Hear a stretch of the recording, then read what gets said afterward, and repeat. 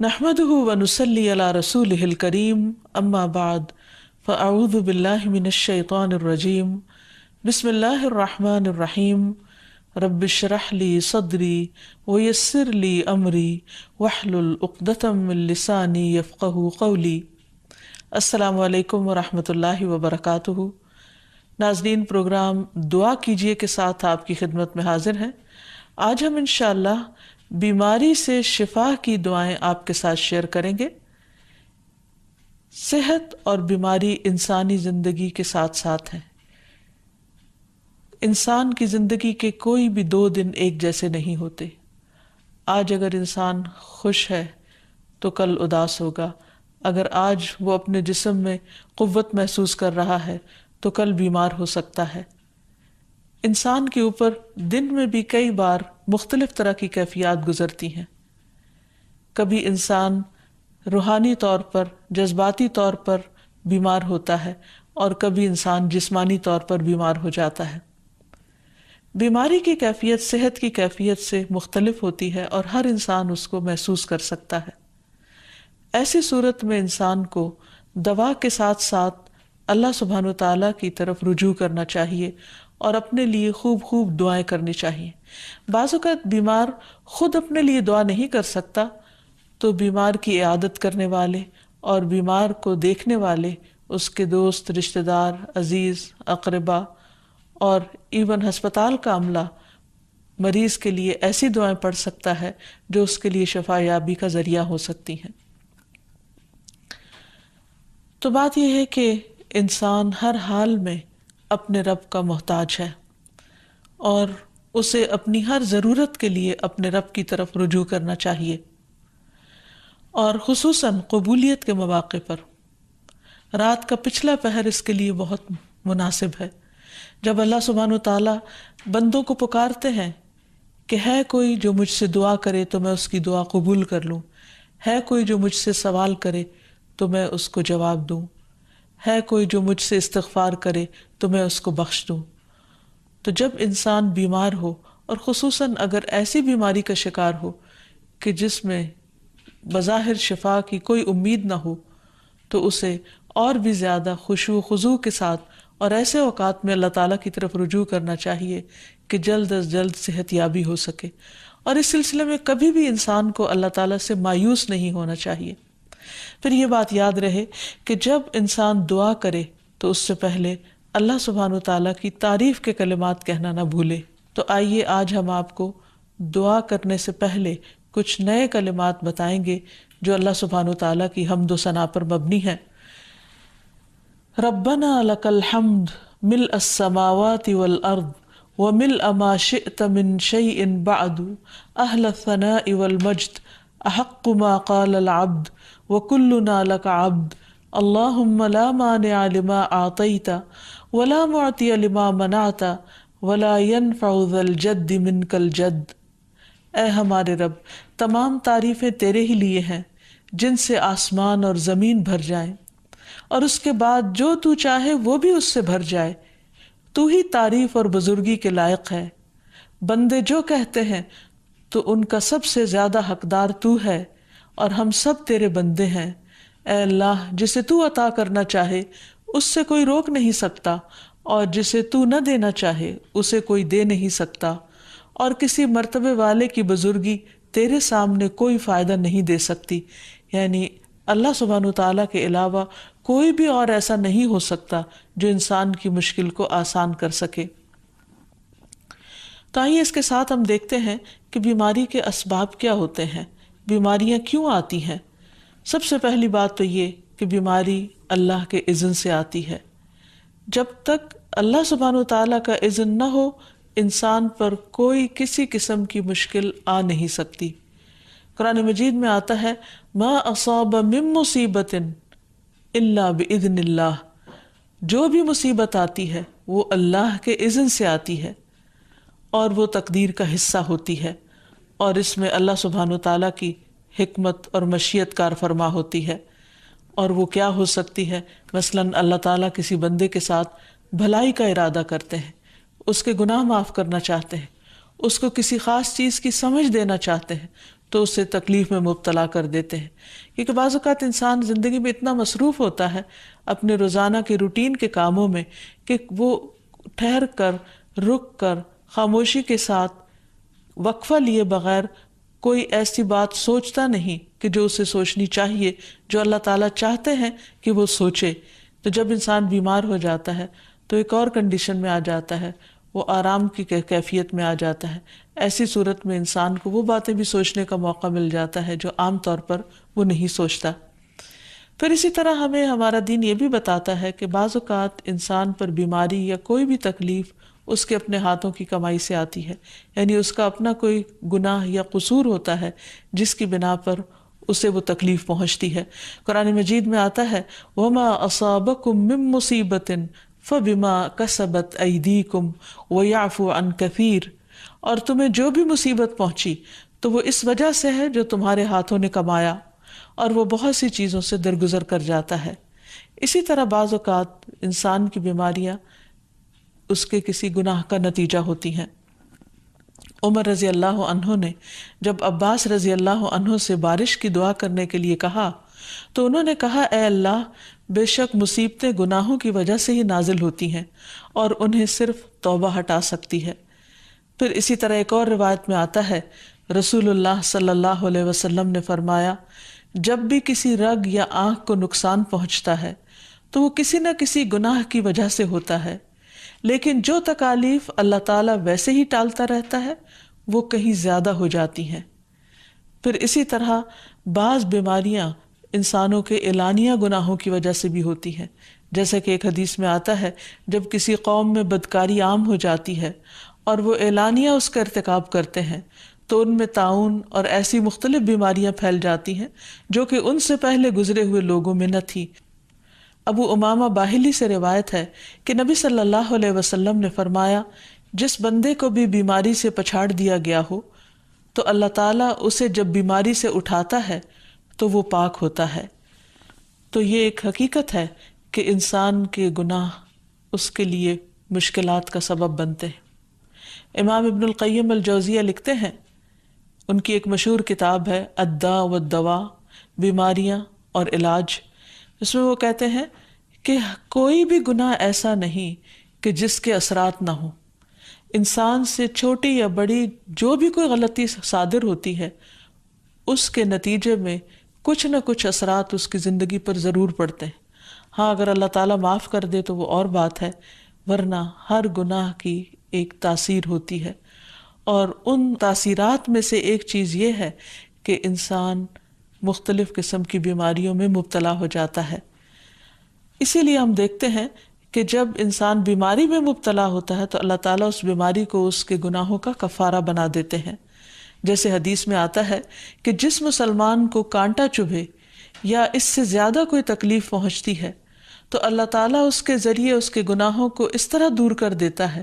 جس طرح درخت سے اس کے پتے جھڑتے ہیں۔ تو اس سے ہمیں یہ پتہ چلتا ہے کہ بیماریوں کے آنے کے مختلف اسباب ہوتے ہیں۔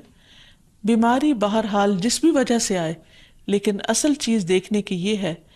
کہ مومن کا رویہ کیا ہے۔ مومن کو اگر کوئی کانٹا بھی چبھتا ہے تو وہ اس پر صبر کرتا ہے۔ اس لیے بیماری یا تکلیف کے آنے پر انسان کو اللہ سے راضی رہنا چاہیے، شکوہ نہیں کرنا چاہیے، کیونکہ جو اللہ سے راضی ہو جاتا ہے کسی آزمائش پر، اللہ تعالیٰ بھی اس سے راضی ہو جاتا ہے۔ پھر اسی طرح اللہ تعالیٰ کا شکر ادا کرنا چاہیے، کیونکہ بیماری اس سے زیادہ شدید بھی ہو سکتی تھی۔ لہٰذا انسان کو اللہ تعالیٰ جس حال میں رکھے انسان اس پر شکر گزار رہے۔ پھر یہ کہ انسان کسی بھی بیماری میں کسی بھی قسم کی ہو اور زندگی کے کسی بھی حصے میں ہو، اس میں مایوس نہ ہو، پر امید رہے کہ بیماری دور ہو جائے گی۔ پھر اسی طرح اگر بیماری طول پکڑ جائے تو انسان کو گھبرانا نہیں چاہیے، کیونکہ ہر گزرنے والا لمحہ انسان کے درجات میں اضافے کا سبب بنتا ہے اور اس کے گناہ مسلسل جھڑتے چلے جاتے ہیں حتیٰ کہ انسان بالکل پاک صاف ہو جاتا ہے۔ پھر اسی طرح انسان کو بیماری کی حالت میں دوسروں سے شکوے شکایات نہیں کرنی چاہیے، کیونکہ بیماری اللہ کے اذن سے آتی ہے، اور جب انسان ہر ایک کے آگے رونے لگتا ہے تو گویا وہ اللہ تعالیٰ کا شکوہ کر رہا ہوتا ہے، جو چیز اللہ تعالیٰ کو پسند نہیں۔ پھر اسی طرح منہ سے برے الفاظ نہیں نکالنے چاہیے، بیماریوں کو کوسنا نہیں چاہیے، اور پھر ایسے الفاظ نہیں ادا کرنے چاہیے کہ مجھے لگتا ہے کہ اس بیماری میں میری زندگی چلی جائے گی، یا یہ کہ کسی مریض کی عیادت کے لیے جا کر اس کو اس قسم کی بات نہیں کرنی چاہیے، خواہ کتنی ہی خطرناک بیماری کیوں نہ ہو، ہمیشہ اسے امید دلانے چاہیے، کیونکہ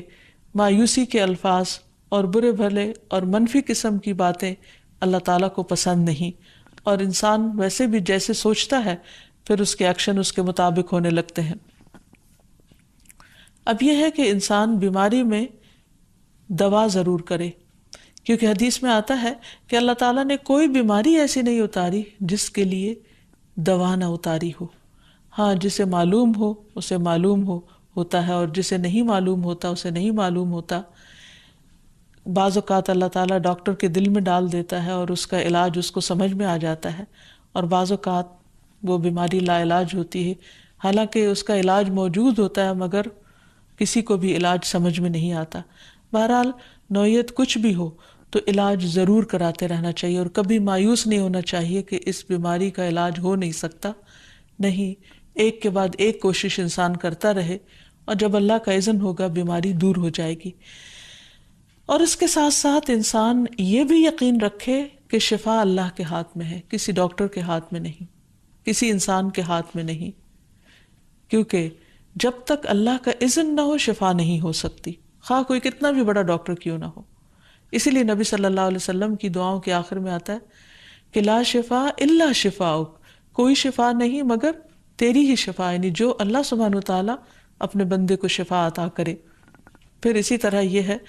کہ حضرت ابراہیم علیہ السلام نے اللہ سبحانہ وتعالیٰ کے بارے میں فرمایا تھا کہ وَإِذَا مَرِضْتُ فَهُوَ يَشْفِينِ،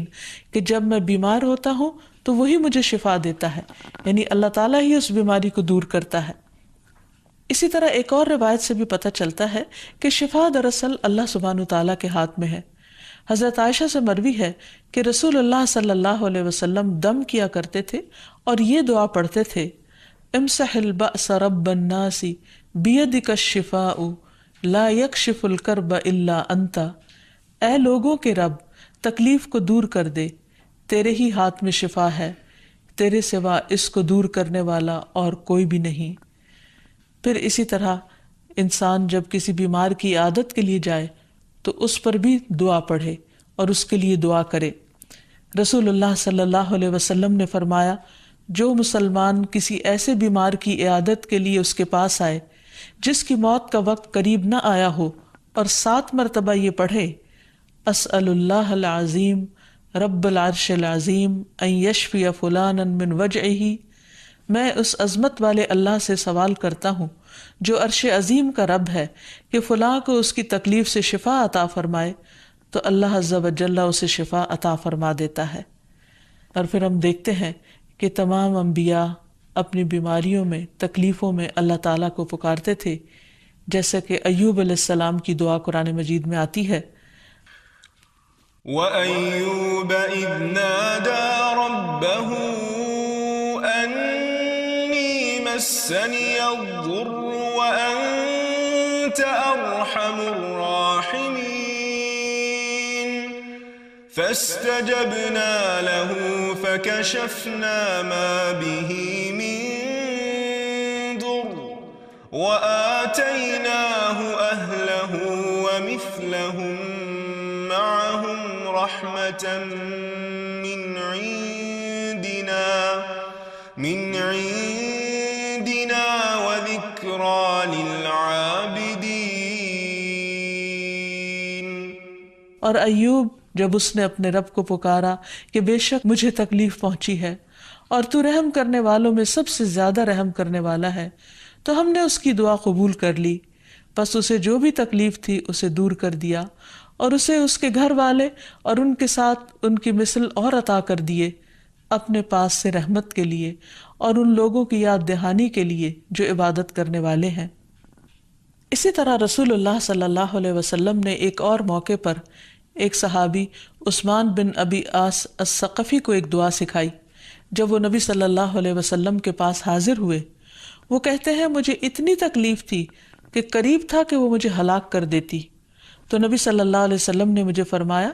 اس درد کی جگہ پر اپنا دایاں ہاتھ رکھو اور 7 مرتبہ کہو بسم اللہ اعوذ بعزت اللہ وقدرتہ من شر ما اجد واحاذر، اللہ کے نام کے ساتھ میں پناہ مانگتا ہوں اللہ کی عزت کی اور اس کی قدرت کی اس شر سے جو میں محسوس کرتا ہوں، یعنی اس تکلیف سے بچنے کے لیے جو مجھے محسوس ہو رہی ہے اور جس سے میں خوف محسوس کرتا ہوں۔ عثمان کہتے ہیں کہ جب میں نے یہ پڑھا تو اللہ سبحانہ وتعالیٰ نے مجھے شفا عطا کر دی۔ پھر اسی طرح ہر بیماری سے شفا کی دعا نبی صلی اللہ علیہ وسلم نے سکھائی۔ عبداللہ بن عباس سے مروی ہے کہ نبی اکرم صلی اللہ علیہ وسلم نے فرمایا، جب کوئی شخص کسی ایسے مریض کی عیادت کرے جس کی موت کا وقت ابھی قریب نہ آیا ہو اور اس کے پاس 7 مرتبہ یہ دعا پڑھے، اسأل اللہ العظیم رب العرش العظیم ان یشفیک، میں عظمت والے اللہ جو عرش عظیم کا رب ہے اس سے دعا کرتا ہوں کہ وہ تمہیں شفا عطا کرے، تو اللہ تعالیٰ اسے اس مرض سے شفا عطا کر دے گا۔ پھر اسی طرح نبی صلی اللہ علیہ وسلم اگر کسی کو کوئی پھوڑا بنسی ہوتی تو اپنے لعاب دہن کے ساتھ زمین کی مٹی تھوڑی سی لے کر اس درد تکلیف والی جگہ پر لگاتے تو اس سے بھی شفا ہوتی۔ حضرت عائشہ کہتی ہیں کہ جب کسی انسان کے عضو میں کوئی تکلیف ہوتی،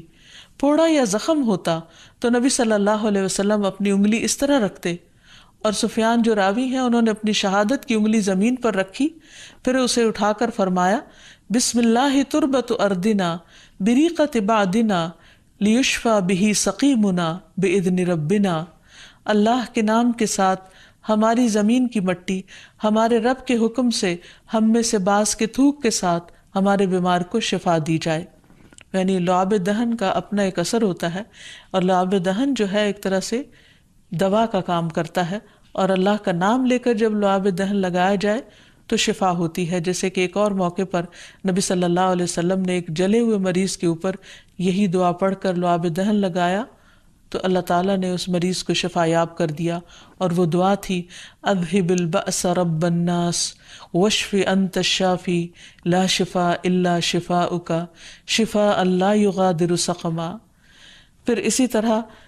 ایک موقع پر ایک قبیلے کے سردار کو جب بچھو نے کاٹ لیا اور اس کے جسم میں زہر پھیل گیا تو ایک صحابی نے سورۃ الفاتحہ پڑھ کر اس پر دم کیا تو اس سے اس کو شفا ہو گئی،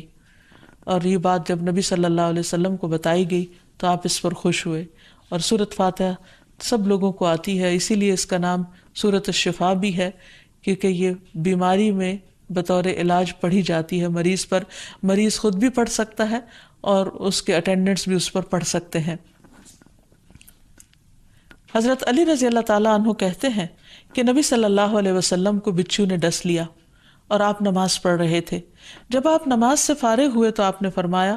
اللہ تعالیٰ بچھو پر لعنت کرے، یہ نہ نمازی کو چھوڑتا ہے نہ کسی اور کو۔ پھر آپ نے پانی اور نمک منگوایا، آپ اس پر ملتے جا رہے تھے اور یہ صورتیں پڑھ رہے تھے قل یا ایھا الکافرون وقل اعوذ برب الفلق اور قل اعوذ برب الناس، تو یہ بھی ایسے مواقع پر پڑھی جا سکتی ہیں۔ پھر اسی طرح یہ ہے کہ اگر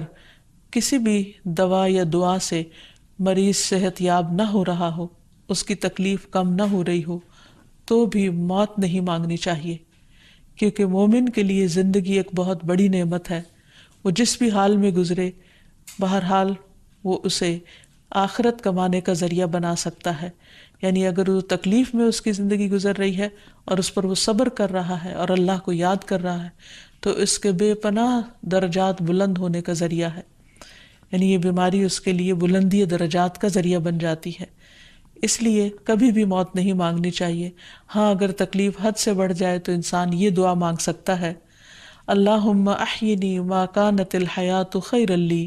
وتوفنی اذا کانت الوفات خیرا لی،